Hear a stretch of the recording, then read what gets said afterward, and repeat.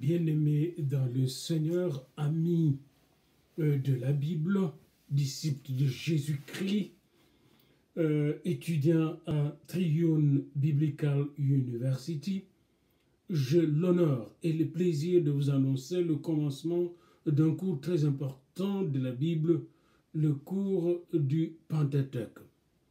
Et le Pentateuque, c'est les 5 premiers livres de la Bible, les livres qu'on appelle la Torah. Parce que les Juifs appellent toute la Bible, l'Ancien Testament, donc le Tanakh. Dans Tanakh, il y a la Torah. Tanakh, Torah, il y a les Nabim et les Ketubim. Alors, Tanakh, Nabim, Ketubim, Torah, d'abord. Alors, et nous allons voir ce détail, mais retenez d'abord aujourd'hui Tanakh, Torah, Nabim, Ketubim. Alors, nous allons nous concentrer sur la Torah, les 5 premiers livres de Moïse. C'est intéressant de voir combien de fois ces 5 livres ont été attaqués par les exégètes modernes, appelés les exégètes de la haute critique, et qui ont toujours voulu démontrer que ces livres contenaient des mythes, le mythe de la création, ils vont dire, le mythe d'Abraham, même ils le considèrent comme mythique, le mythe des anges qui ont visité Abraham, le mythe du déluge, on le compare avec d'autres légendes sur le déluge, etc. Tout cela était pour détruire la foi au Dieu d'Israël, qui est le Dieu de la création, qui n'a ni commencement ni fin. N'oubliez pas que ce même théologien croyait au mythe de l'évolutionnisme. Eux disent la théorie de l'évolutionnisme. Moi, je l'appelle le mythe de l'évolutionnisme. Et ils considèrent que l'évolutionnisme est plus scientifique que la création en 6 jours du monde. Et que l'homme a plus évolué, n'est-ce pas, du singe vers le noir pour certains, et le noir était la base, la source, l'ancêtre de toute l'humanité. C'est aussi farfelu que ça. Alors, les théologiens de la haute critique ont été beaucoup plus subtils encore. Ils sont allés découvrir à travers les 5 livres de Moïse, selon le nom de Dieu et la présence de pratiques sacerdotales, ils ont découvert qu'il y a au moins 4 groupes d'auteurs qui ont écrit ces 4 groupes, pas 4 noms, 4 groupes d'auteurs. Il y a les auteurs yavistes et utilisent le nom Yahvé, Yahvé. Là, partout on dit Jéhovah, les jéhovistes. Ça, c'est un groupe d'auteurs. Un autre groupe, c'est des éloïstes. Et on utilisait le nom éloïste, éloïste, éloïste.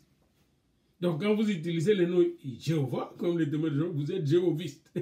Alors, les éloïstes, Elohim, le créateur, le premier nom qui est révélé dans Genèse 1, eh bien, ça, c'est un groupe d'écrivains du livre de la Torah. Alors, un autre groupe, après les éloïstes, donc vous avez les yavistes et éloïstes, c'est le groupe des deutéronomistes. Des deutéronomistes, ceux qui vont lire et revenir à la nouvelle loi, les deutéronomistes. Et puis, enfin, le prêtre, le lévite, le prêtre. Alors là, ils ont fait même une étude philologique pour séparer le corpus du Pentateuque en ces 4 sources littéraires. Et ils ont même mis la datation de ces 4 sources littéraires dans leurs études. Et c'est très intéressant de voir comment ces critères littéraires les ont amenés à dire, bon, quand vous voyez partout où se trouvent yavistes et jéhovistes, eux ont écrit cela entre 950 et 850 avant Jésus-Christ. Tandis que les éloïstes ont écrit cela vers 750 avant Jésus-Christ. Et les deutéronomistes ont écrit 600 ans avant Jésus-Christ. Tandis que les prêtres ont écrit autour de 500 ans. Alors, ils vont montrer comment ces événements et tous les faits historiques qui se trouvent dans la Genèse ont été écrits bien après Moïse. Parce que pour eux, Moïse ne savait pas écrire, et au temps de Moïse, l'écriture n'était pas inventée. Alors, pendant qu'ils faisaient ça, ils ignoraient que les archéologues avaient découvert depuis longtemps que l'écriture existait bien avant Moïse, et que Moïse, à moins d'être aveugle, mais quand vous lisez la Bible clairement, Moïse savait bien lire et écrire. N'oubliez pas qu'il était en Égypte. Et en Égypte, les prêtres égyptiens étaient des lettrés, conseillers de Pharaon, formant le prince. Et Moïse a été formé comme prince. Donc, il était capable de lire, d'écrire, d'inventer même des choses, de créer des choses comme l'organisation de sa société. D'ailleurs, il était le premier avant qu'il ne soit appelé par Dieu. Il sentait déjà cet appel. Ça avoue que c'est lui le premier qui s'est révolté contre les Égyptiens et voulait à tout prix libérer son peuple par ses propres moyens. Et là, il a échoué. Il avait l'âge de 40 ans. À 40 ans, il se croyait héros et il a échoué. Il a commencé à se croire zéro après avoir tué un Égyptien. Il était accusé par son propre peuple d'avoir tué cet Égyptien. Elle a fui chez le Madianite. Et là, encore, il rencontre un prêtre, un autre lettré. Il a pris le Madian, il parle le Madian. Et quand Dieu l'a rencontré, il lui a parlé en Madian. Donc Moïse parlait l'Égyptien ancien, il parlait le Madian et il parlait l'araméen et l'hébreu ancien. Voyez-vous? Donc, c'est pas n'importe qui, Moïse.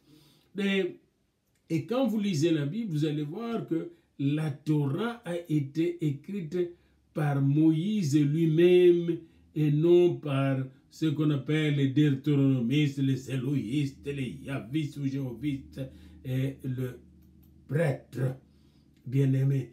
Selon les sources à la fois internes et externes, objectives et sérieuses, Moïse est l'auteur de la Torah. Il est l'auteur de la Torah. C'est lui qui a écrit Genèse, Exode, Lévitique, Nombre et Deutéronome. C'est Moïse qui l'a écrit et quand vous lirez le texte, vous allez voir que c'est bien dit que c'est lui qui a écrit. Et Étienne est allé plus loin dans les Actes des Apôtres. Il est dit dans Actes 7, 22 que Moïse avait été formé dans toute la sagesse, la connaissance des Égyptiens. Il connaissait bien donc lire, il connaissait bien écrire et Dieu parla à Moïse en Madian, Exode 4, 19 et il comprenait tout. Et c'est Dieu qui lui a dit dans Exode 34, 27, c'est bien noté, écris ces paroles, car c'est conformément à ces paroles que je traite alliance avec toi et Israël. Donc, qui est l'auteur de Pentateuque? C'est Moïse lui-même qui a écrit livre par livre jusqu'au dernier livre qu'il a écrit quelques semaines avant sa mort. Alors, donc nous voyons, vous allez étudier ça et vous aurez un syllabus de 80 de pages que vous allez lire dans ces cours. Ici, je ne fais que l'introduire, ce syllabus, c'est PowerPoint, cette présentation PowerPoint en PDF. Et vous allez lire cela chapitre par chapitre. Et chaque chapitre, chaque livre, les 5 livres sont 5 chapitres. Chaque livre commence par l'étude des informations techniques. Par exemple, Genèse. Informations techniques. Que veut dire le livre Genèse, le nom Genèse? Commencement. Commencement. Bereshit. Commencement.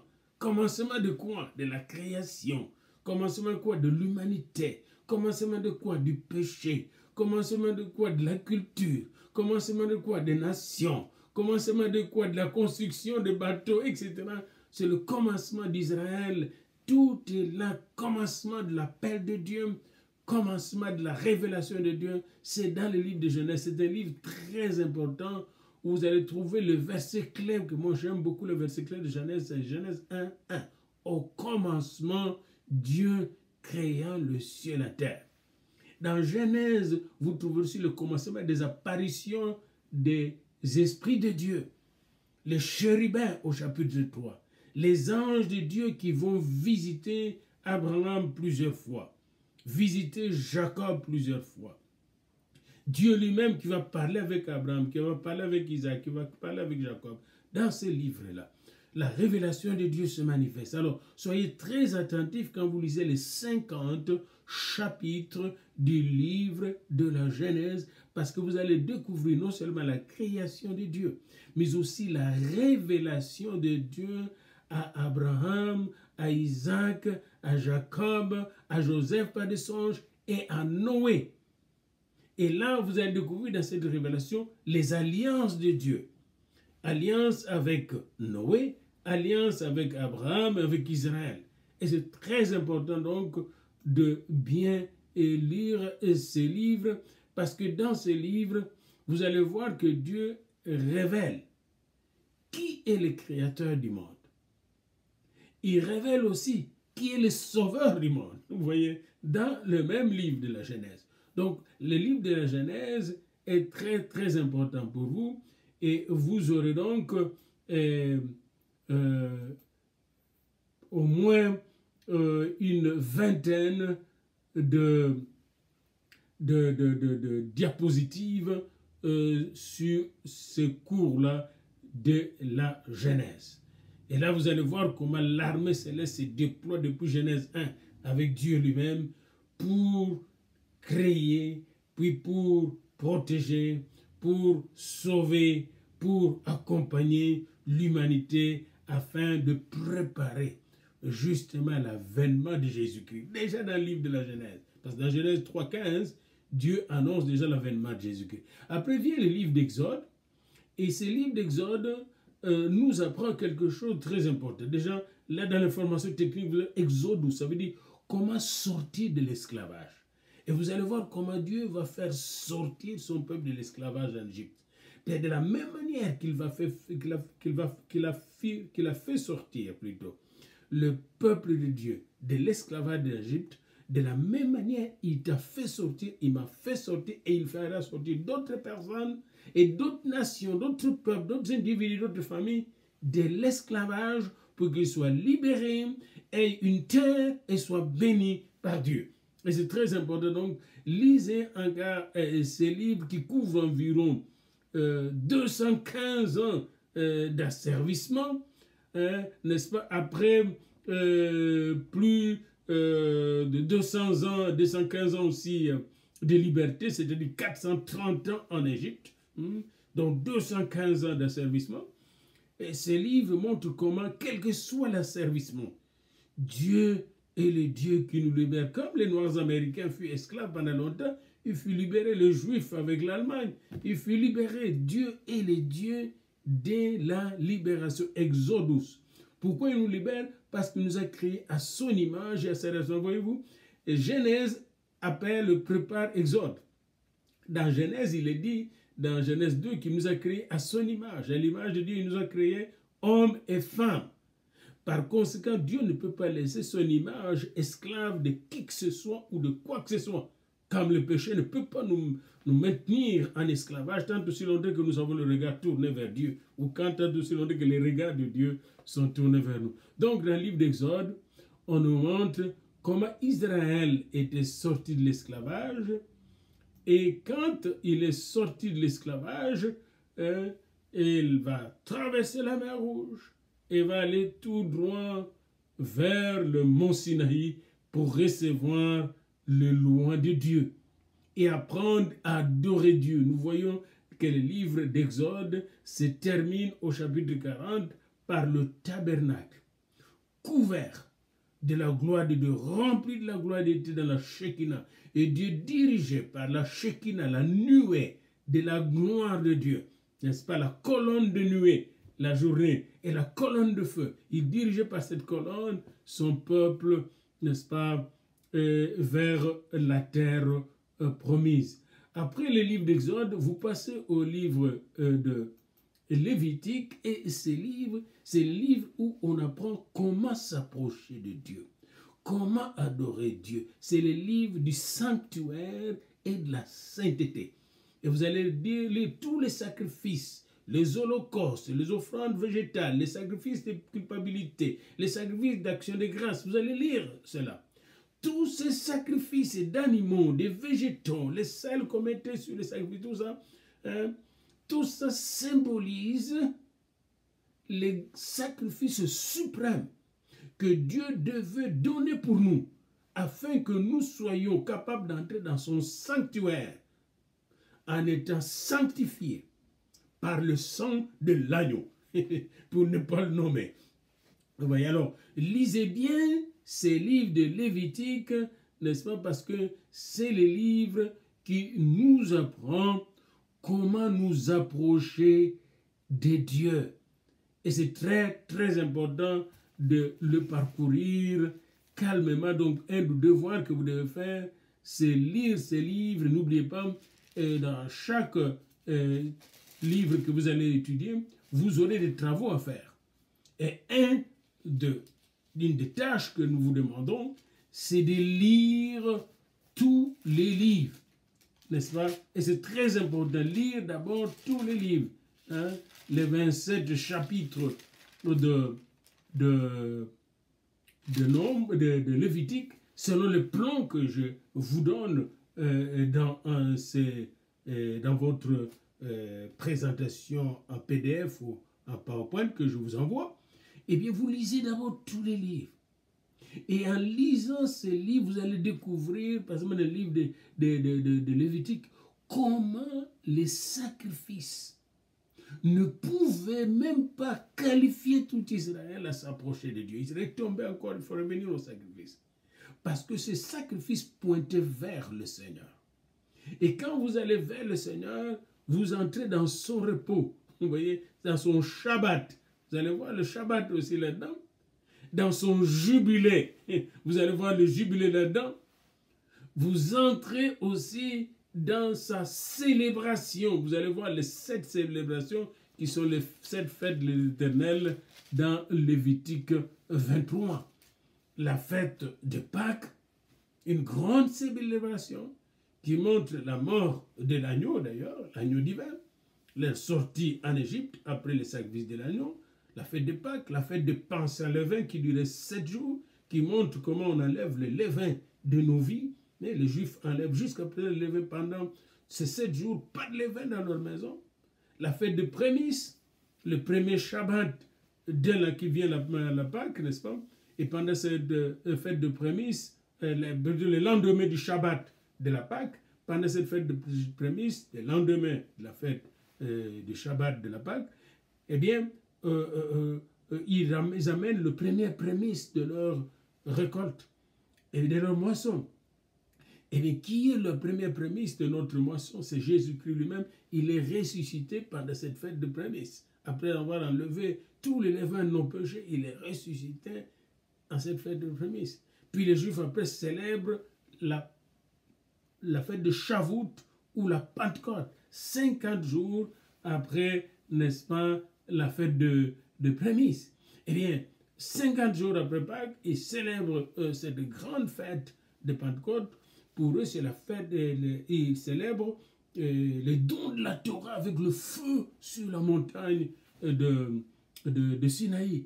Eh bien, nous savons que ce jour-là, du don de la Torah avec le feu sur la montagne de Sinaï, le Saint-Esprit est descendu sur les premiers chrétiens qui étaient des Juifs en Jérusalem. Et depuis lors, l'Église ne s'arrête pas de grandir, l'Évangile se propage dans le monde entier. Voyez-vous que déjà, ce qui est indiqué dans Lévitique est en train de se réaliser depuis plus de 2000 ans sur la terre.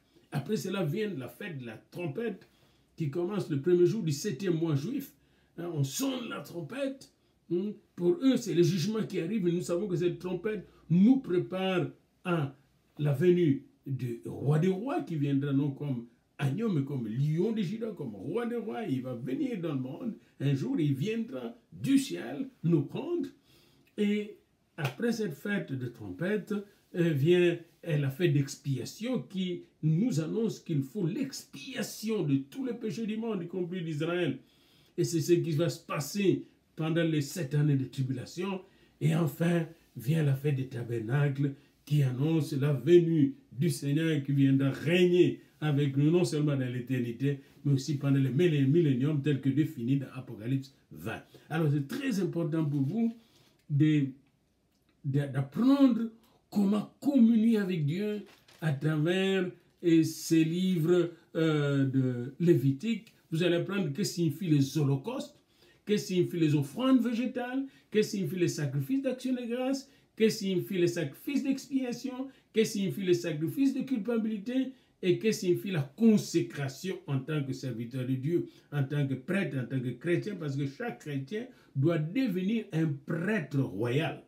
Nous sommes, c'est bien dit dans Apocalypse 1, dans Apocalypse 5, que Jésus-Christ est mort pour nous, nous a aimés, nous a délivrés de nos péchés par son sang et a fait de nous un royaume de sacrificateurs pour Dieu son Père. Mais comment être un bon sacrificateur? Si vous ne connaissez pas le livre de Lévitique, ça sera très difficile. Vous voyez? Vous allez voir que nous devons être saints comme lui-même est saint. Après le livre de Lévitique vient le livre de Nombre. Et ce livre de Nombre, c'est le livre de l'ordre dans la marche vers la terre promise. Les enfants d'Israël doivent apprendre comment marcher. Nombre vient de ce nom Artimoï. Numérie, les nombres. Il y a deux grands recensements dans ces livres-là. On a recensé d'abord la première génération qui est sortie d'Égypte, puis cette génération a péri par manque d'obéissance à Dieu, à cause de sa rébellion, a péri totalement dans le désert. Il n'est resté que 2 personnes de cette génération, Josué et Caleb, qui n'ont pas désobéi à Dieu lors du retour, quand ils sont retournés de leur exploration de la terre promise, la 2e année après la sortie d'Égypte, le temps qu'il fallait pour entrer dans la terre promise. Eh bien, Josué et Caleb ont échappé à la mort. Ils sont restés avec la nouvelle génération, d'où le 2e recensement que vous verrez dans le livre Nombre. Donc, 2 grands recensements pour connaître, parce que Moïse, comme Josué, devait connaître l'armée de Dieu. Et personnellement, on a recensé même le Lévite pour le connaître et le placer autour du tabernacle. Vous allez le voir là. Pourquoi il devait camper dans l'ordre, tribu par tribu, avec des bannières, au nord, au sud, à l'est, à l'ouest, puis les Lévites au milieu, autour du tabernacle. Pourquoi? Parce que Dieu devait être au centre. Et vous allez voir que chaque fois que ce peuple murmurait, Nombre, c'est aussi le livre de murmure, chaque fois que ce peuple murmurait, se rébellait, Dieu le disciplinait. C'est dans le livre de Nombre qu'on voit beaucoup de punitions du peuple de Dieu. Même Moïse fut puni là, on lui a dit, tu n'entres pas dans la terre promise, parce que tu as frappé sur le rocher, n'est-ce pas, au lieu de parler au rocher comme je l'ai dit. Et notre Dieu est un Dieu de discipline. Heureusement que nous avons l'agneau immolé en Dieu, qui vient non seulement nous discipliner, mais nous transformer par sa grâce pour que nous soyons obéissants et que nous soyons, n'est-ce pas, soumis à notre Dieu. Donc vous allez étudier avec passion ce livre. Vous allez aussi voir dans ce livre les nombres des stations au chapitre 33 qu'Israël parcourut pour arriver jusqu'aux plaines de Moab avant de traverser le Jourdain et d'arriver enfin à la terre promise. Enfin, vous verrez avec nous, n'est-ce pas, le livre de Deutéronome. Deutéronome qui est la nouvelle loi, la répétition de la loi, les rappels de la loi. Et j'aime bien ces livres de Deutéronome, vous allez aimer ça, avec son plan là, les récits de l'histoire d'Israël.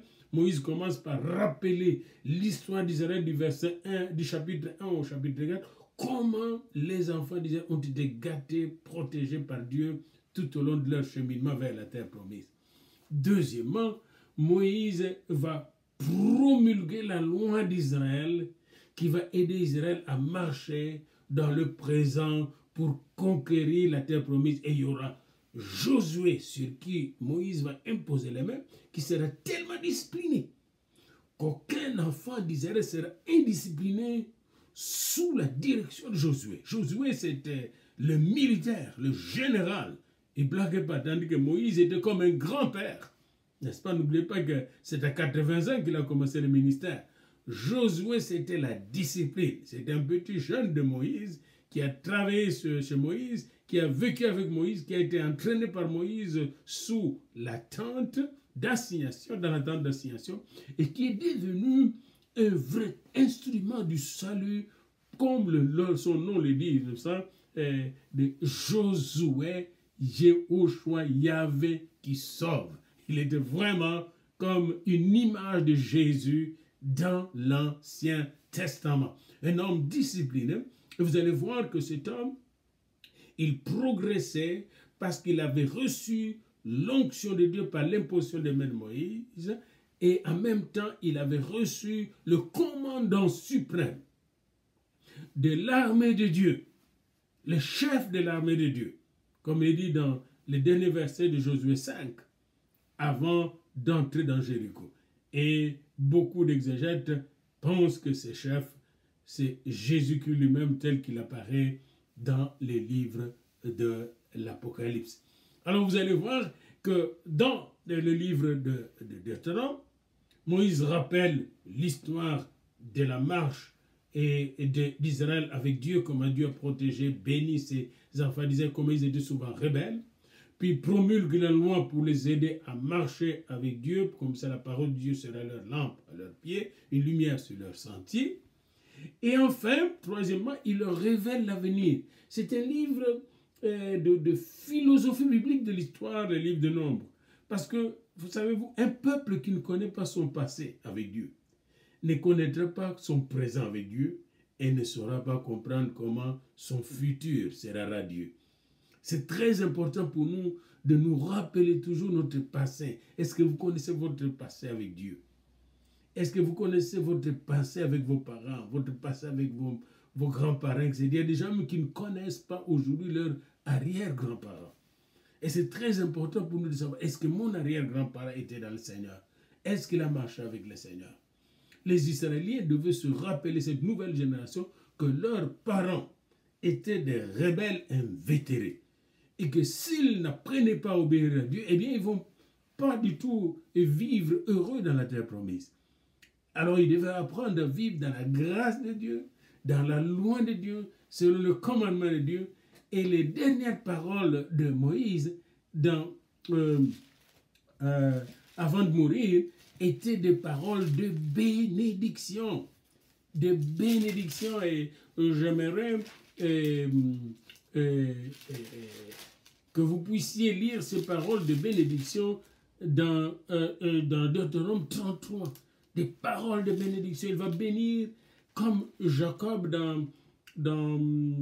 si vous lisez la fin de Jacob dans Genèse 49 et 50, vous allez voir qu'avant de mourir, Jacob va bénir chacun de ses enfants. Moïse, avant de quitter cette terre, puisqu'il savait qu'il allait quitter cette terre, a béni les enfants d'Israël, tribu par tribu par tribu, chaque tribu avec sa bénédiction. Et après, Moïse se reposa en paix sur le mont Nebo. Ce que vous devez retenir de Deutéronome se trouve au chapitre 6, verset 4. Écoute Israël, l'Éternel, notre Dieu, est le seul éternel. Et c'est ça aussi, toute la Pentateuque nous révèle cela. L'Éternel est le seul, il est le créateur, il est le sauveur, il est le protecteur, il est celui qui nous dirige de gloire en gloire. Alléluia. Écoute Israël, l'Éternel, notre Dieu, est le seul éternel. Tu aimeras l'Éternel, ton Dieu, de tout ton cœur, de toute ton âme et de toute ta force. Et le but de ce cours, c'est justement de vous amener à comprendre, à saisir que l'Éternel est le seul vrai Dieu, puis à entrer en communion personnelle en communion réelle, intime avec l'Éternel, le Dieu créateur des cieux et de la terre, le Dieu d'Abraham, d'Isaac, de Jacob, le Dieu de Moïse, qui est le seul vrai Dieu. Et quand vous allez entrer en contact avec lui, parler avec lui, vous aurez une théologie vivante et non une théologie morte, comme beaucoup de théologiens aujourd'hui. Et cette théologie vivante va vous aider à sauver les âmes, à libérer les opprimés. Exactement comme Moïse avait reçu au buisson ardent cette théologie vivante, cette révélation du je suis qui lui a donné d'aller libérer son peuple en écrasant tous les dieux, le faux dieu de l'Égypte. Et bien aimé dans le Seigneur, ce cours de théologie de Pentateuque est un cours très très important parce qu'il vous aide à partir de racines même de la Bible. Les racines de la Bible se trouvent dans les 5 premiers livres de la Bible. Les racines de la création.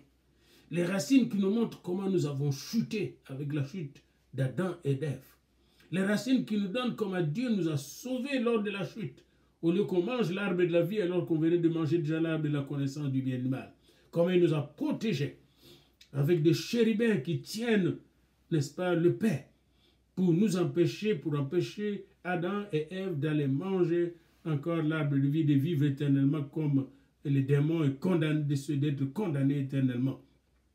Ces livres nous montrent comment la race de Caïn qui était maudite, qui était mauvaise, Caïn qui a commis le premier meurtre, comment cette race a été effacée de la terre pour être remplacée par la race de Seth, vous le verrez.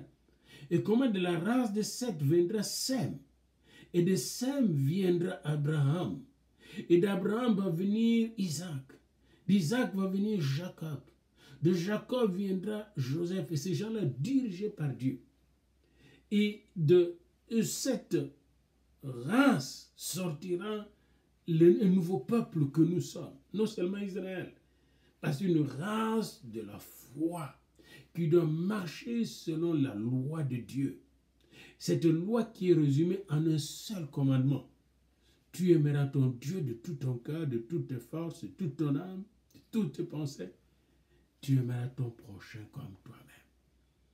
Cette loi de l'amour résume les 10 commandements et les 613 principes ou normes que les Juifs essayent de respecter mais n'arrivent pas à respecter.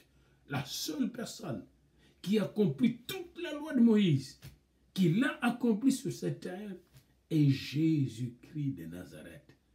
Et c'est lui qui est annoncé comme le Créateur dans Genèse, il est annoncé comme le Libérateur dans Exode, il est annoncé comme le grand prêtre dans Lévitique, il est annoncé comme celui qui ordonne et dirige dans Nombre, et il est annoncé comme celui qui renouvelle son alliance avec lui, la nouvelle loi, n'est-ce pas, dans nos cœurs, dans les livres de Deutéronome. Alors, suivez très bien votre cours en lisant calmement votre syllabus. Vous y trouverez des sujets de recherche. Il y aura 2 ou 3 présentations dans chaque cours de sujets de recherche. Vous choisirez un de ces sujets de recherche que vous allez développer en 5 ou 10 pages avec une introduction, un développement et une conclusion. Et vous m'enverrez ces textes.